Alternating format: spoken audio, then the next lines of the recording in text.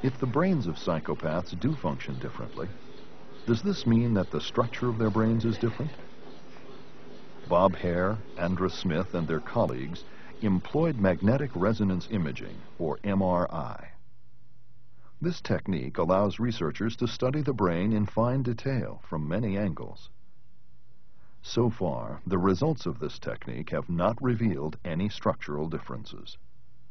One of the most convincing studies of the brains of psychopaths involves single photon emission computerized tomography, or SPECT. In this process, harmless amounts of radioactive tracers are injected into a subject's bloodstream. Activity in specific areas of the brain can then be observed. The white and red colors indicate the areas of highest mental activity. The green and blue colors indicate less activity.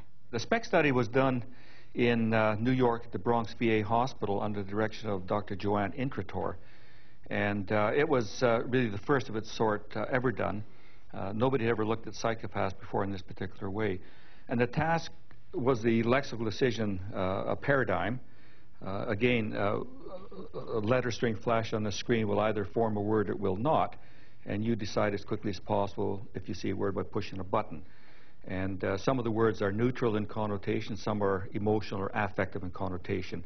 And we know from other studies that normal individuals process neutral and emotional information differently.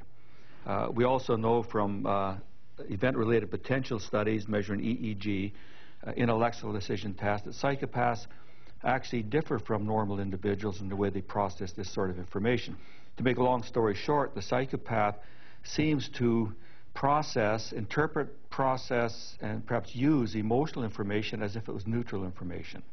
So the brain potentials that we would record from the surface of the scalp, from the surface of the skull of psychopaths, would look the same to neutral as to emotional words in this lexical decision paradigm, which is quite intriguing, and it tells us that perhaps the psychopath doesn't really extract emotional information from words in the same way that most other people would do. So this led to the brain imaging study, the SPECT study done in New York. The normal individual, the non-psychopathic individual, shows widespread activation of the brain in performing this particular task, which makes a lot of sense when you think about it.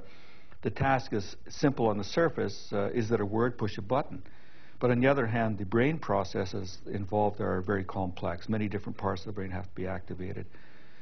And this is exactly what we find with the non-psychopathic individual in this task. And it's represented by widespread activation in the brain, indicating that language areas are highly activated. You can certainly see them in the slides.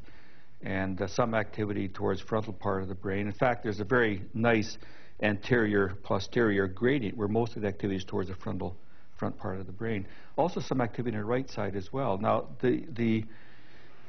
for the emotional words, which are all negative in connotation, we see that there's fairly substantial activation in the right hemisphere as well, which is not unusual. We know that the right hemisphere plays an important role in processing negative emotion, negative affect. If we look at the psychopaths, we get quite a different picture. And in fact, the slides themselves are almost too dramatic. People would look at them and say, well, there's something wrong here. Are you really looking at somebody who's awake and alert and active? Well, in fact, these individuals were active. They were performing the task as well as the non-psychopaths were performing, but different parts of the brain were activated. You can see quite clearly that, in fact, the part of the brain that was activated most was the occipital cortex, the back part of the brain. Now, this is rather intriguing when you think about it.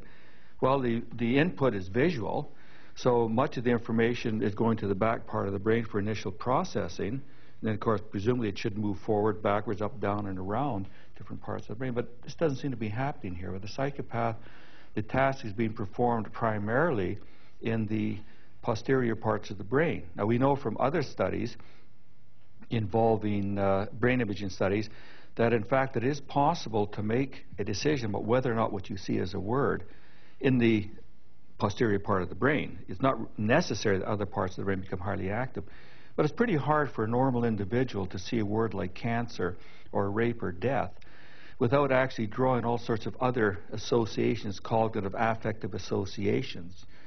You may have an image, conscious or subconscious, of what's going on. You may think of somebody, oh, do I have cancer? All these different things. And this would activate other parts of the brain. For the psychopath, that seems to be seems not to be the case. It's as if the task is very straightforward. Is it a word or not? Who cares what it says?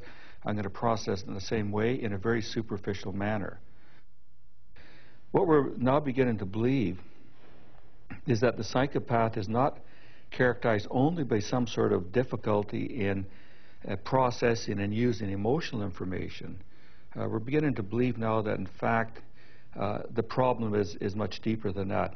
And I suppose one could describe it by saying that the psychopath is an individual who is either not capable of or typically does not engage in deep semantic or affective processing.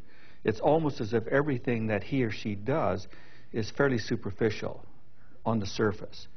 And there are a couple of fairly recent studies that indicate that this is probably a pretty viable line of research to pursue, as looking at the deep semantic and other processing. Maybe it's not restricted to semantic processing. Maybe it's that deep processing of any sort is a difficult thing for the psychopath. For individuals who are critics or observers who say, well, these brain images are very interesting, does that represent some sort of brain damage, or does it mean that they're wired up differently, or these people are simply different inherently, genetically, or biologically? Well, we don't really know. The images themselves, by themselves, don't really tell us what the cause of the differences is. It's quite possible that the differences we see, and this would apply to many tasks that we use in the study of psychology, it may be that the differences are primarily the response of differences in strategy. It may very well be that they can perform the task reasonably well, but using different parts of the brain. This isn't to say that they can't use the appropriate parts of the brain, simply that they don't.